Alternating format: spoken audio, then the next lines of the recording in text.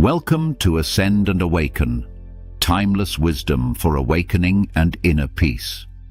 There's a moment that happens to almost everyone.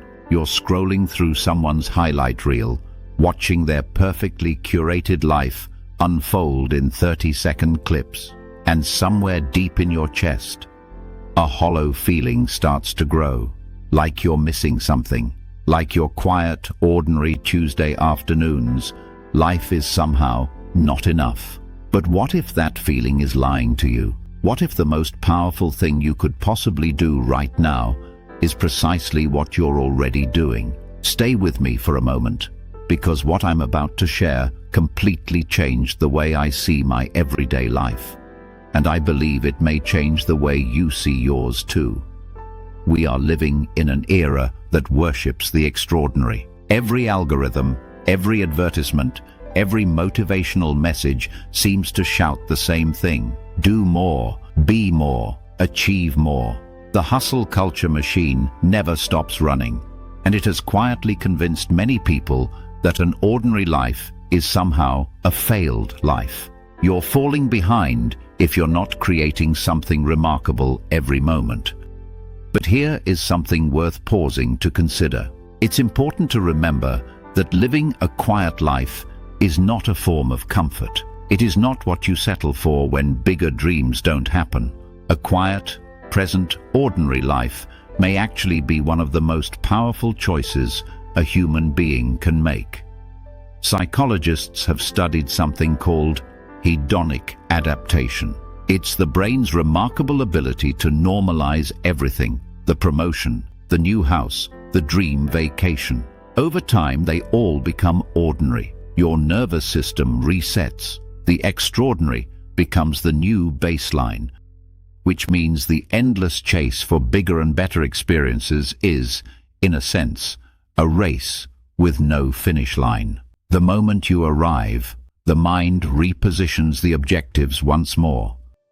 But something very different happens when we turn our attention toward everyday life. The simple ritual of making your morning coffee, the light coming through your window in the late afternoon, engaging in a meaningful conversation with someone who truly understands you is also a meaningful experience. These moments don't lose their power the same way extraordinary experiences do. In fact, when we provide them real attention, they deepen, they accumulate meaning, they quietly become the substance of a life well lived.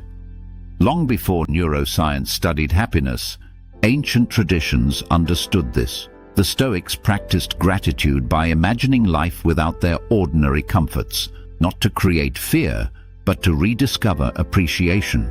Japanese culture has a concept called wabi-sabi, finding beauty in the imperfect and the simple. The worn wooden table, the cracked ceramic cup, the garden undergoes seasonal changes. These are not flaws. They are reminders of life itself. Research on life satisfaction reveals something surprising.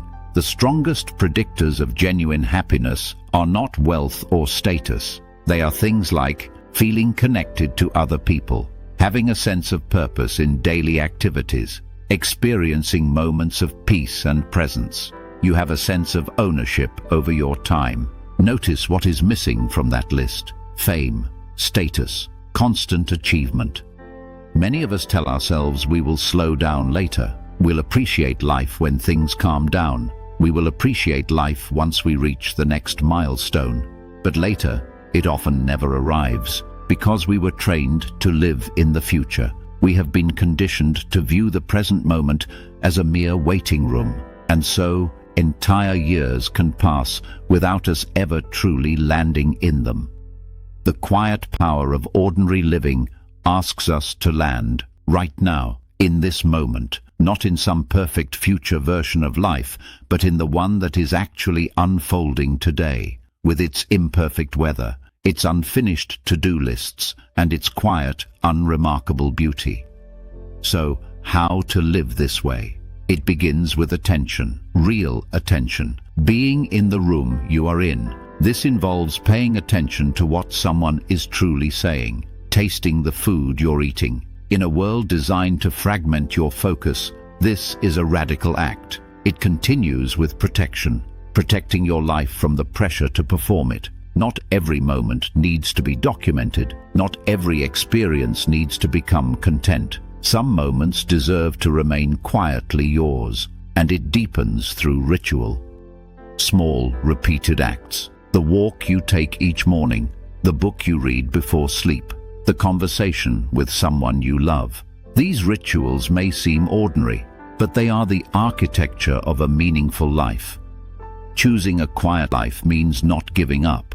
It's not abandoning ambition or purpose. You can still grow, create, contribute, and pursue meaningful work, but you do it from a different center. Instead of sprinting toward an imagined life while ignoring the one you already have, you begin building a life that is meaningful now. And something remarkable happens. Your relationships deepen, your creativity expands, your work improves, because presence transforms everything. Before you close this video and return to the scroll, find one ordinary moment today and simply be there. The coffee, the sunlight, the sound of your breathing. Don't document it, don't evaluate it, just experience it, because that is not a small thing. That is life itself. A quiet life is not what you end up with. It is the life you choose. And choosing it, truly choosing it, may be one of the most powerful decisions you ever make. If this reflection resonated with you, share your thoughts in the comments. I'd love to hear what ordinary moment brings you peace today. And if you're new here, consider subscribing to Ascend and Awaken for more reflections on spiritual awakening, inner peace, and timeless wisdom for everyday life. Peace, love, and light to you on your continual spiritual journey.